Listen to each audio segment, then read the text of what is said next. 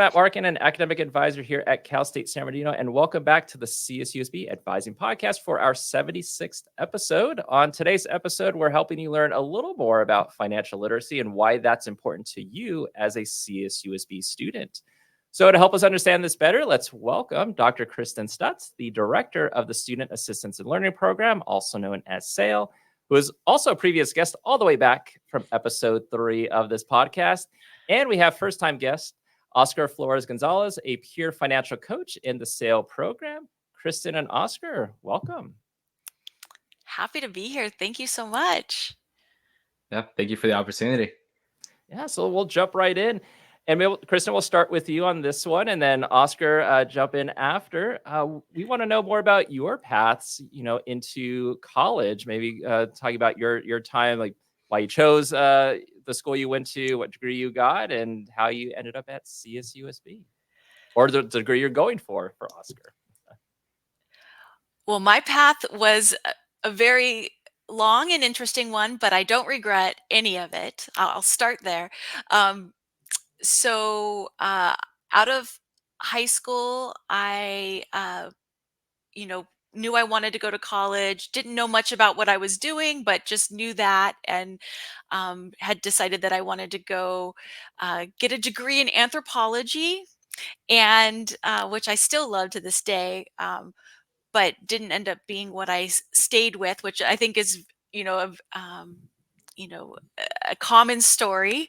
And I grew up in Southern California, applied to the University of Arizona, thinking I wanted to get far away and have that experience, and went there for a year, not realizing that I needed to pay, because I was a California resident, pay out-of-state tuition, take out all these student loans.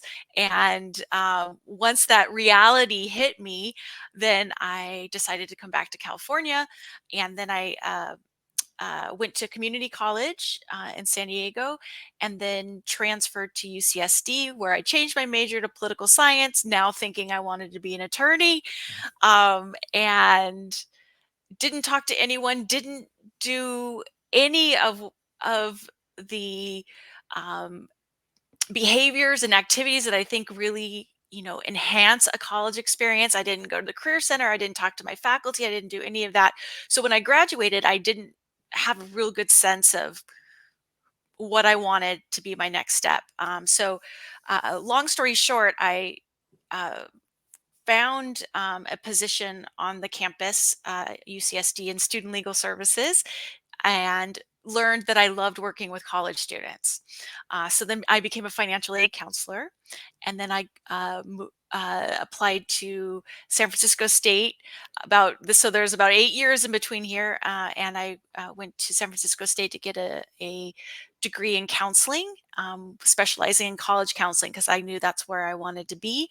And then the SAIL program here at CSUSB was my first job after I graduated from my master's in counseling, and I've been here ever since. But it was the working with SAIL students as a SAIL counselor over years, and seeing the kinds of financial decisions they were faced with, and seeing, the lack of really good support and information out there for students to help, right? There's, from between high school and college, there's so many complex financial decisions you have to make, but especially, this is in the early 2000s, there wasn't a lot of support. So that made me interested. I knew I wanted to go back to school. I love college. I love everything about it. I love learning. So I knew I wanted to get a PhD, and it was that experience and sales students that inspired me to go back and focus my research on financial literacy and personal finance and personal financial planning. So Kansas State, PhD, and I graduated in 2019.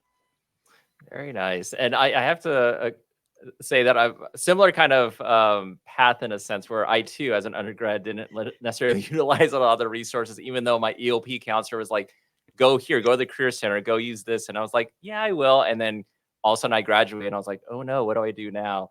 But one of the decisions I made picking the college or picking CSUSB when I went here was dependent upon the financial aid, and they wanted to give me grants and the free money versus Humboldt State, which wanted to give me loans. And then I was like, okay, that was a huge factor in what I decided to do. But Oscar, let's talk to you. Yeah, so originally, and I'm still here, I'm from the Eastern Coachella Valley. And if you're not really familiar with the area, it's I specifically say the Eastern Coachella Valley because the Coachella Valley has, in my opinion, this kind of like almost invisible line that separates the West and the East. So the West is where you have your Palm Springs, you have your country clubs, you have your resorts. That's where a lot of the wealth is, and that's really what gets glamorized for tourism. And then the East, this is more where you have like your large fields of crops and more of like your agriculture economy, really. So you can assume kind of like what comes with that, right? A little bit more of like a humble lifestyle. So coming from this part of the valley, there's never really much conversation about college, about your career. My parents were working in agriculture and also in the fields. So for them, the ideal lifestyle for me would be to just work inside somewhere, work somewhere that's air conditioned, that's comfortable. That to them was the ideal hope for me. Even if it meant, working inside of, say, like a Walmart, if I were to be in there, that to them was like ideal because they didn't want me to be exposed to the same working conditions that they were. Right. So that being said, going through school, never really a thought that occurred to me about what do I want to do for college? What do I want to do with my life? It was just always like, just do well in school so that I can get a good job, whatever that means. Mm-hmm. And once it came time to actually apply for colleges, I was very fortunate to have a group of friends since elementary school where we're constantly questioning why. And, why are things this way? Why is there kind of like this big disparity between our side of the Coachella Valley and the western side? Why can't we have newer textbooks that aren't, falling apart at the seams? Why do we have to be at this older school, right? Why aren't we getting more education on what a chemistry major is or what a biology major even means, or how can we fund school? Because these are all questions that we knew just from, in general, like conversations that we'd hear. It's expensive. College is expensive. That's all we heard, but we don't know what that meant. So like I said, I was very fortunate to have a group of friends that kind of pushed these conversations alongside me. So when it came time to actually apply for schools, I at least had a little bit more of an idea of what exactly I was getting myself into. And I knew, just more or less from my experiences, that what I really wanted to do was something to do with business, because I love socializing with people. I love helping people, and I'm very numbers oriented. So I knew those combinations. I just kind of took those skills like this makes sense for business. And while they went on to CSUs and UCs, I decided to stay back and go to a community college here locally, College of the Desert, because it made the most financial sense for me. It's like you said, Matt, same thing with me. I saw these financial aid packages, and luckily for me, I was able to understand them a little bit more. But I got offers for CSU San Luis Obispo, right? And I also got offers for Fullerton, and I got offers for SDSU. And while all these schools and campuses, I looked them up, they look gorgeous and they look magnificent. I was looking at, tens of thousands of debt by the time I was done there. Mm-hmm. Where I looked at community college and, oh, hey, there's this thing called the BOG waiver and you get your tuition paid for. So that to me made sense. I didn't have to pay for rent. Luckily, right, I can stay home and live with my parents. So I went to community college here for 2 years, did my associates in business administration. And then I transferred to CSUSB with the intention of having concentration in accounting. And this was back in the fall quarter for 2019, actually. I went into that and I quickly realized, maybe I'm not cut out for accounting. It wasn't working out. And then for a number of reasons, some health related, some personal, I had to end up taking a leave from school after that quarter. Like then it was the quarter system. Mm-hmm. And COVID, was a big part of why the leave was extended. But eventually, last fall, I made my first, I guess, return, back to school. And I came back as an entrepreneurship concentration instead, because during that time, the entrepreneurship department was introduced and it was growing out a lot more. And so I looked into what exactly is entrepreneurship, and I was really interested on all the various resources that you can acquire as an entrepreneurship major. So I go into this, and I take my first semester here with Dr. Ezekiel Bonillas, and he really just inspires me. He's also here from the Coachella Valley. He's also CSUSB grad. So we really share like this deep connection on what it means to give back to the community, and what it means to be an entrepreneurship major, and really more than anything, what it means to come from this valley and then making a name for yourself. Mm-hmm. And so that really is what made me realize, hey, this entire like 2-3 year kind of like course that I took away from school was worth it in the end, because it made my path align with Dr. Bonillas, and it really just revamped my purpose and my passion really as to why I'm doing what I'm doing. But more importantly, this also speaks to your point, Mark. I decided to transfer to CSUSB for the financial aid package as well. And so even though, again, when returning to school, I was like, maybe UCR, maybe I should try UCLA. I stuck to CSUSB because of the financial aid package, and it ended up being one of the best decisions that I've made, just simply because of, one, the faculty, but two, the student body around it, and three, now it's like, I feel like we have an identity here at CSUSB, where a lot of us being first-gen students, a lot of us sharing that low-income background, we have this like collective support, and that's really what's helped me kind of take that next step forward and continue doing what I'm doing. Yeah, absolutely. And yeah, I love hearing that, because that's something I hear from a lot of students, even myself as a alumni of this university, is like, I think, we've kind of grown up. We're doing this not only for ourselves, but also our parents, our family, trying to make the difference, bringing things back, to our community. And I know earlier said Humboldt State. At that time, they were Humboldt State. I will say that, now they're Cal Poly Humboldt, so no one come after me for that. But Oscar, you were talking about the entrepreneurship, doing that and kind of originally doing accounting. So kind of like a trial and error thing, where it's like testing things out and kind of seeing what works, what's interesting. And before we were recording, we were talking about how there might be this misconception about entrepreneurship and something that it's just, you do it to start a business. What was your answer to that? So, that is the general conception, right, of entrepreneurship, is that you go into you're an entrepreneur, you make a business. And that's what I thought at first as well. Then after taking my first class, I quickly realized it's not the case at all. It's really a mindset. And the way I look at it more and more, it's like if entrepreneurship was the perfect path for me. Because like I mentioned, the Eastern Coachella Valley, it's a disadvantaged community. That's the easiest way to put it. And the traits on entrepreneurship that are the most desirable, the ones that are most prominent, are that of resourcefulness, resilience, you're very risk tolerant, right? And you're creative. So those are all things that I had to do growing up, because we're just trying to make ends meet, right? We had to be very resilient through those times. We had to be creative in how we get through week by week, day by day. And through that, you learn to just be naturally resourceful.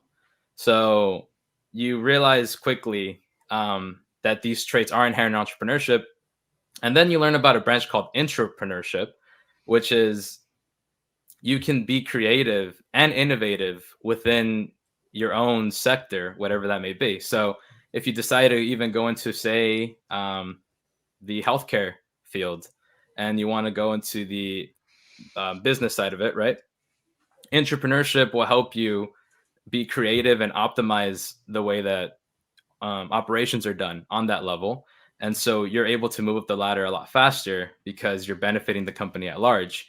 So you're able to use that same resourcefulness and creativity within an organization to move up the ladder a lot faster, compared to just making your own business and having to be creative, right, with the resources at hand. So really, that's something that I try to make it known to people, is regardless of what your major is, regardless of what your career trajectory is, entrepreneurship and its inherent values can really benefit you any step of the way. That's a beautiful answer. I love it. So, Kristen, if you can give it like a brief, I guess maybe a brief explanation about how, because Sale has the peer financial coaches, how that came about, and then Oscar, if you want to talk about how you got into that role as a peer financial coach. So SAIL is a student support services TRIO project, and we are. It's TRIO is a family of federally funded programs. There's 8, not 3. There initially was 3. That's where the name TRIO came from, and we're funded every 5 years. And in 2010, the federal government added financial literacy to student support services, the projects, and so we had to incorporate those services into our program, and it was a direct reaction to the Great Recession of 2008, right? And I was, coming with my background, I was a VITA volunteer at one point. I, was a financial aid counselor. I was really excited. This was not an addition that I was not on board for. So it lined up perfectly. And so over time, SAIL has taken that mandate and kind of look to see what is a good model, how we can best serve our students, and support their development as money managers and personal financial planners. And so the first iteration was workshops, and we still do workshops. That was, there's definitely a place for that, but I think the magic happens in the one-on-one experience. And so we developed the peer financial coaching model, and I love that not only are the peer financial coaches supporting sales students, they're also developing themselves. It's like a pre-professional training ground as well. And as you can see, Oscar and his predecessors are they were born to do this. And I've learned so much from them, and I know the sales students have really benefited. So we're getting ready to write our next proposal, and I think we are definitely going to keep this model. Awesome. So Oscar, how did you become a peer financial coach? So this is speaking on Matt and Kristen on both of your past experiences, where when I first entered community college, I was very centered on just going to school, getting good grades and going home, right? Like that's it. I just go to school to go to class and then head back home, do my homework, repeat. When I first transferred here, it was the same thing. But during that kind of hiatus that I took, that's when I really had time to look within, and I realized coming back, it's not going to be easy being removed some years.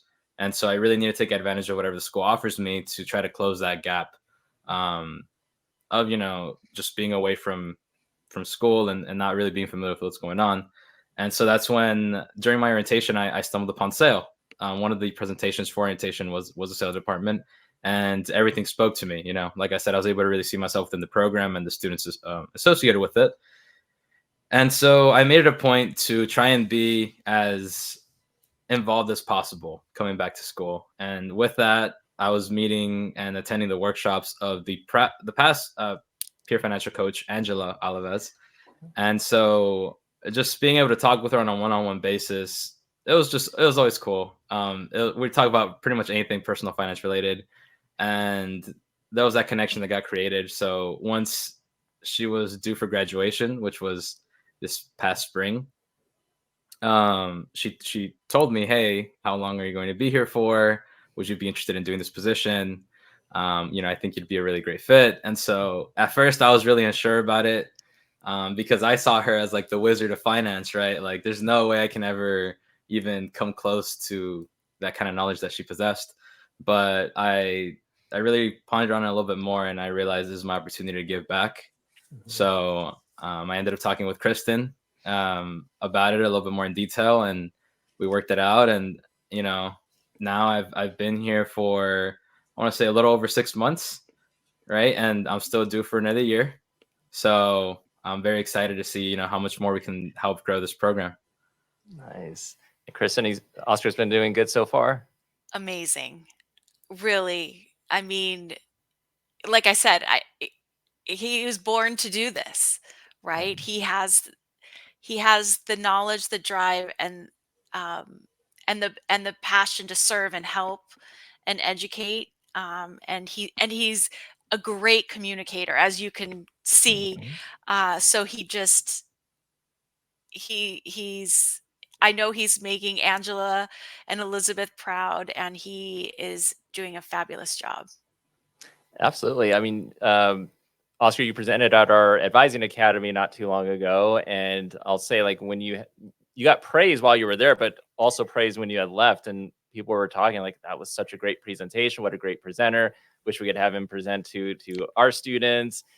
So yeah, everything Kristen said, 100% agree. But how do you actually define, like, I guess, financial literacy to actually explain it to someone? Yeah. So the way that I always like starting the conversation, right, is we all work very hard and very diligently to make money in whatever facet of our life, whether that's coming straight out of high school, going to college to get a career. Even if money isn't your principal focus, we all still want to have an ideal household, maybe some possessions like a car or certain like household items that we'd like to have, or just in general, a certain lifestyle, right, that we'd like to support. And with that, what do you need? You need money. And so we all work towards money is my point. So doesn't it make sense to learn how exactly money works? If we're working so hard our entire life to get it, it makes sense to learn how it works. So financial literacy is just that. It teaches you how money works, how it circulates around the entire economy, how it comes into our respective wallets, and how we can really utilize it to its max potential to help it grow and work for us, not against us. So it's understanding money at its core. Financial literacy is understanding money and how to make it work positively for you. And I guess when you're meeting with students, how do you help them kind of understand, like, why this is, how it's important to them? Because they might be like, oh, that sounds interesting, that makes sense, but do I have time to learn more about it and actually implement this? How do you talk to students about that? So I go into the conversations fully knowing that it's intimidating. At its core, even going through K through 12, everybody always heard about investing, but that's all they heard, right? Was investing, and how you hear all these like millionaire stories of people that made it big because they invested, but nobody really knew how to start that. And it just seemed like such a big learning curve.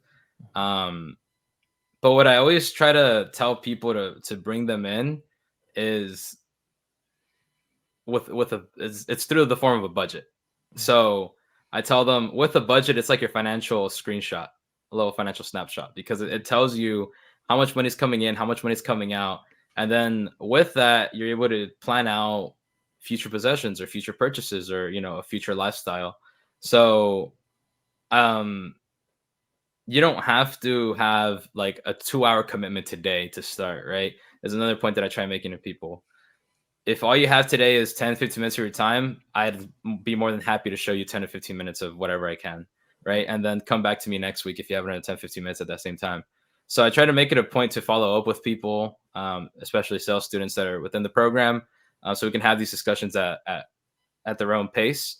But the main thing is, let's go ahead and start planning your future now, even if it's in small steps, because then you'd be surprised at how much growth it can really have from now till, say, like your graduation date. Since the power of finance is the time value of money, so it's saying how your money could potentially grow exponentially over the course of years thanks to interest. So that's why I think it's very important to really get people on board as soon as possible. But I am very aware that it may not be the most interesting or the easiest conversation to have right off the bat.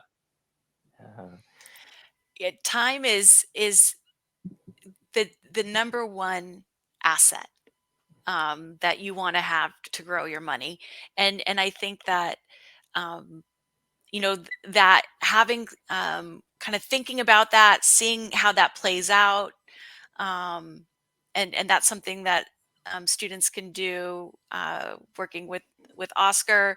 If I invested $10 a month for over 20 years, what would it look like? And I think people are always surprised how far that will go. So it's a great college is a great time to start to explore these concepts, and experiment a little bit, and talk to people. I always, when I look back at my college years that I, you know, did not embrace or maximize, right? I think about, um, you know, that was college, and a college campus is a place where everyone's there just to help, right? They really don't have an agenda. They're here to support you, where, after you graduate and go out in the real world, everyone, may have an agenda. They're trying to make a dollar off of you or whatever. That's not the case at a college campus. And so, utilize your resources here, and experiment and talk to a lot of people with different points of view, and come up with your identity as a money manager. Because as you and you need, because like anything, you need to practice, and you learn through that practicing. Because once you graduate, and you start moving through your career and your life keeps going, your financial situation is just going to get more complicated and more complicated and more complicated, right? And so the foundation you set in as a money manager now can really serve you well, and help you make better decisions early, which then embraces that time factor, right? I know I did not make a lot of great financial decisions while I was undergrad, nor the years after that. And now that I'm older, when I look back, I think, oh my gosh, if I would have just put $20 away, if I would have just opened a Roth IRA then, Oh. right? And I can't get that. That's one thing I can't get back. Mhm. So I just urge, and every student has the ability and capacity to learn all of these things. And so I would say, just focus on the positive. What's the upside of money management? We always, and I don't blame people or students, because this was me as well. Money equaled stress, right? So you kind of, some people don't want to dive in. But I think the upside is that with planning and time, you can achieve a lot, and you can, have a lot of those, achieve a lot of those dreams that you have. Yeah. I mean, I just think of, Kristen, when you're talking about, like, if I just had, saved this $20, I think when in my senior year of college, I took out a loan, 'cause I had some grants at that point, but had to take out a loan to cover the rest, and kind of understood what a loan was. But, once I got the money sent to me, I didn't really think about it, because in the moment, here's this money I have. And then, 6 months after I graduate, then I get the letter in the mail. I'm like, all right, it's time to start paying back the loan. I'm like, oh, that's right, I took out a loan.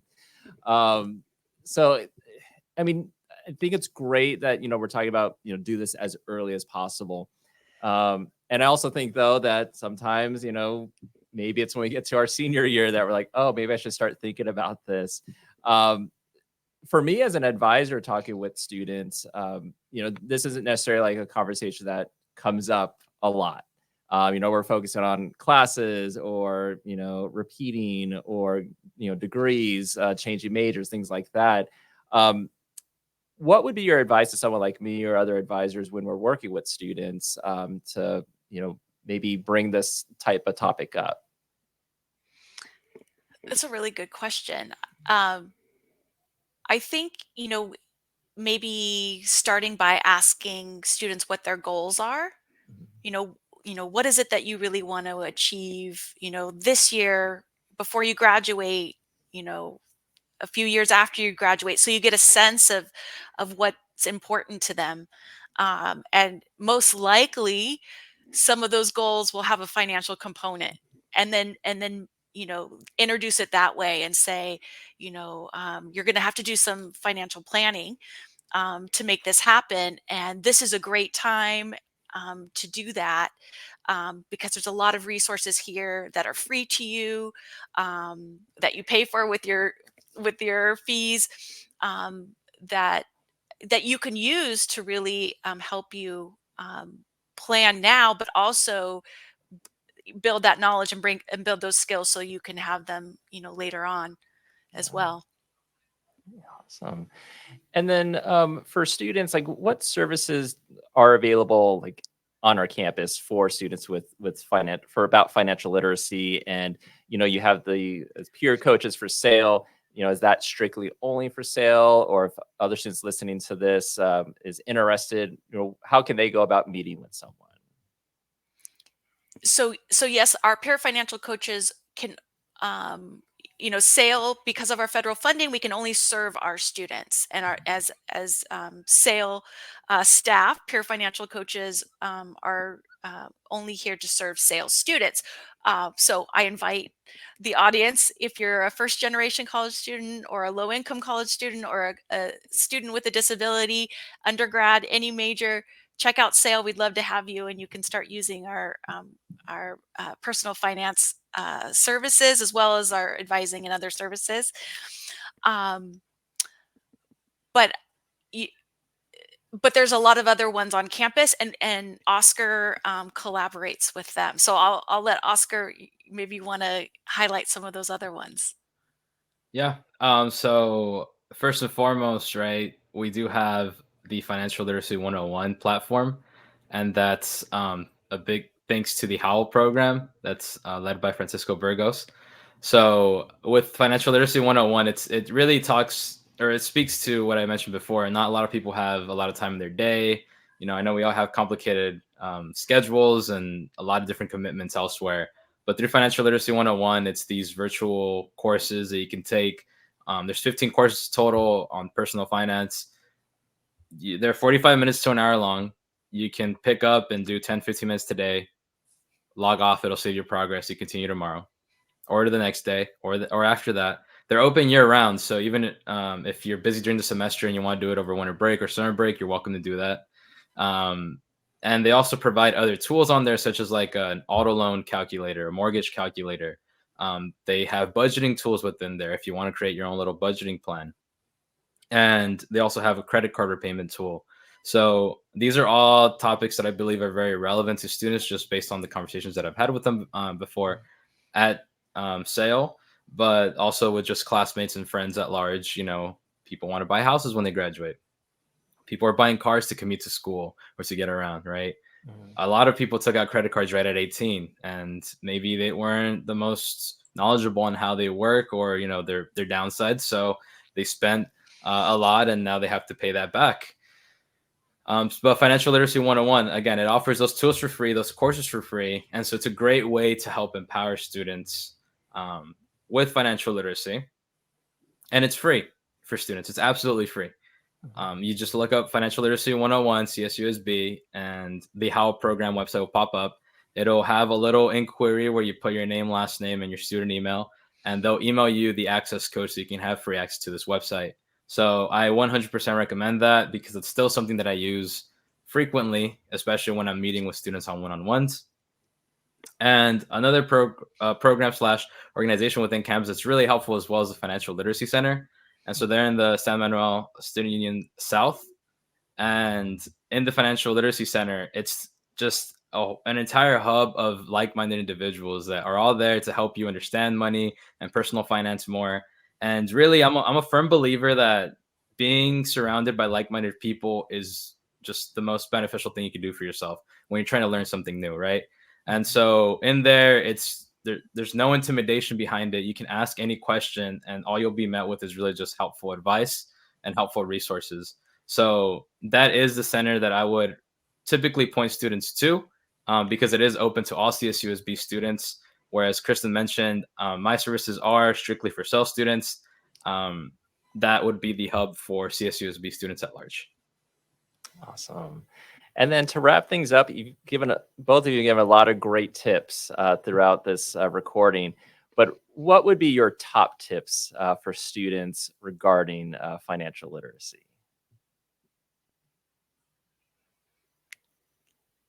Ooh, top tips. Yeah, because that's the first thing, I guess, that I want to mention. This just coming from my own personal experiences is, don't feel bad about not having it all right now. Right? It's a journey, and it's easy to look over another way and see, wow, that student has a really nice car. I wish I had that car. Or like, oh wow, that person's dressing really nice. I wish I had like that kind of like designer clothes, or that watch, or that chain that they're wearing, or they have the newest phone, right? These are all thoughts that also run through my mind. But when you really think about it, maybe some of those students could afford it. Maybe some of them are just doing it irresponsibly, not knowing really what they're getting into. But what really matters is what you're doing at the end of the day, and what makes sense for your financial situation. There'll be times where, yes, you can splurge a little bit and get some of the things that you like without having to break the bank, right? So that's why Black Friday, that's like my time to shine. If I want to get a new TV, if I need to get a new laptop or something for school, if there's something that I've been missing at home, Black Friday and Cyber Monday, that's when I'm shopping, because that's when the biggest discounts are. So that's when I can reasonably make purchases without, it affecting me too much. But at the end of the day, it comes down to your why and your financial situation. So for me, in my ideal scenario, I would like to graduate no later than by the end of, retire, my bad, retire by no later than the end of my 40s, because I want to be able to travel and enjoy my life, during that time, and afterwards. So for me to do that, it takes a lot of sacrifice, and it takes a lot of responsibility and really ownership on what I'm doing now. And so I have to be very conscious of, I can't enjoy every single little thing that comes my way. I can't just be going out to theme parks every single break, and, going out to travel to said country every single break. I need to make some sacrifices so I can make that goal possible. And so when it comes down to it, financial literacy makes a lot more sense when there's a why behind it, because now you start doing things for a purpose. You're not just doing it like saving money is a great idea. It's no longer that. You're now doing it because I want to retire by X age. You're doing it because I want to be a homeowner by this age. You're doing it because you want to be free of all debt by X age. You're doing it because, and this is a noble goal that I hear a lot of people say, I want to buy my mom a house, once I get my career by X age. So once you put a why behind the financial literacy, just makes a lot more sense. And like I mentioned before, it's about learning how to make money work for you, not against you. So that's really all I have to say about that. And I agree with Oscar 100%. And I think that, kind of building on that, knowing what's really important to you. That seems very obvious, but really, really figuring out what your values are, what's most important to you, thinking about that, writing it down, and then prioritizing that, or putting that in order, right? Because we have only so much time, we have only so much energy, and we have only so much money. So we should be giving those to the things that are most important to us. And I think if you're like myself, a lot of times when I reflect, I'm giving a lot of that to things that aren't very important to me, that are a lot further down the list. So having that clarity, okay, this is what I care about. Like for Oscar's example, I want to retire by this date, right? When you know that, when you can define that, then you can reverse engineer it and then figure out, okay, well, how much do I have to save each month to make that happen? Mm-hmm. And then, that's how it becomes, a reality. And that's how money becomes a tool, a really positive tool. Knowing what's really important to you and really taking that time, and then setting those goals and having really clear goals, that, many people have heard of SMART goal setting. So setting those SMART goals, being very specific, measurable, achievable, realistic, and time-based. You know, going through that process, if you go out in the, after, and hire a financial planner to work with you, that's what they're going to do. They're going to have you start out by, figuring out where you are financially, right? Doing a budget, net worth statement, and maybe some other documents, and then they're going to have you set those goals, and then they're gonna make them SMART for you, and then help you put a plan together. So goal setting, so important. Love it. Love these answers. A lot of great information, useful information throughout this whole thing. So, Kristen and Oscar, thank you so much for being on the podcast today. Yeah. Thank you for having us. Loved it. Anytime.